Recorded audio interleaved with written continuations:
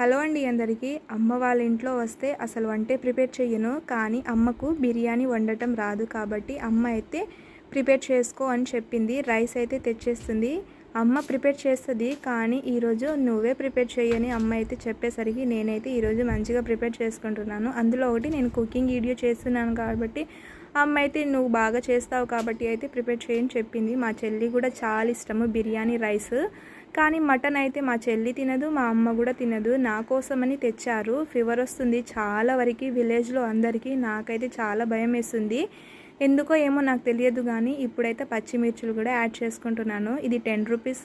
అన్ని బిర్యానీ దినుసులు అయితే షాప్ నుంచి అమ్మ తెచ్చేస్తుంది. ఇది అల్లం పేస్ట్ కొద్దిగా అయితే టేస్ట్ కోసం అయితే వేయాలన్నమాట. అప్పుడే మనకు బిర్యానీ రైస్ అనేది టేస్ట్ అయితే సూపర్గా ఉంటుంది. 1 లోటా రైస్ వేసాను. 2 లోటా అయితే వాటర్ అనేది యాడ్ చేసుకుంటున్నాను. రైస్ అయితే ఫస్టే నానబెట్టేసుకోవాలండి. అప్పుడే మనకు రైస్ అనేది చాలా మంచిగా కుక్ అవుతుంది. ఇది కుక్ అయిన తర్వాత దీంట్లో అయితే కలర్ అనేది ఫుడ్ కలర్ అనేది యాడ్ చేసుకోవాలి. ఫైనల్గా మంచిగా కుక్ అయింది. నాకైతే భలే నచ్చేసింది. ఇక్కడైతే చెల్లి అమ్మ అయితే మన బాబుని అయితే మంచిగా ఆడిపిస్తున్నారు. మంచిగా రైస్ అయితే ఉడికింది. ఈ రైస్ని పక్కన పెట్టేసి అమ్మ అయితే కుక్కర్లో ఇప్పుడైతే మటన్ కర్రీ అయితే వండుతుంది. అంటే మీరు ఏ క్వాంటిటీ వేస్తారో ఆయిల్ ఆ క్వాంటిటీ వేసుకోండి. అమ్మ అయితే భలే ప్రిపేర్ చేస్తుంది. నాకైతే చాలా ఇష్టము. చాలా రోజుల తర్వాత మటన్ కర్రీ అయితే ప్రిపేర్ చేస్తుంది అమ్మ అయితే.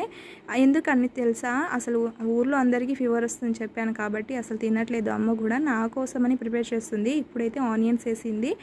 ఆనియన్స్ అయితే మరిగించుకున్న తర్వాత అయితే మటన్ అయితే వేసిందనమాట. మటన్ అయితే 400 అంట. కొద్దిగా వచ్చింది.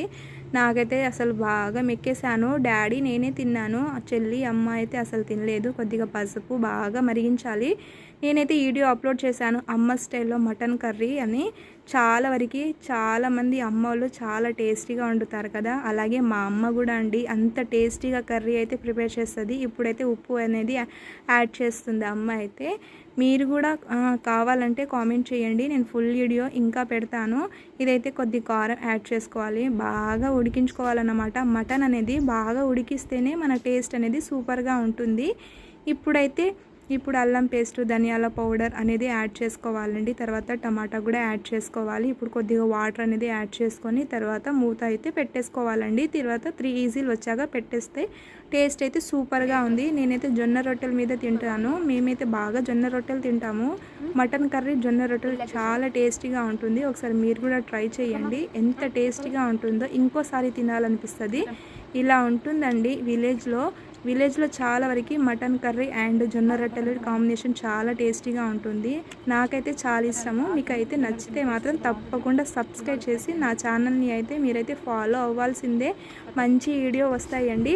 ఇప్పుడైతే నేనైతే బిర్యానీ రైస్ మటన్ కర్రీ అయితే తింటున్నాను. టేస్ట్ అయితే సూపర్గా ఉందండి. అమ్మ అయితే మటన్ కర్రీ దంచేసిందన్నమాట.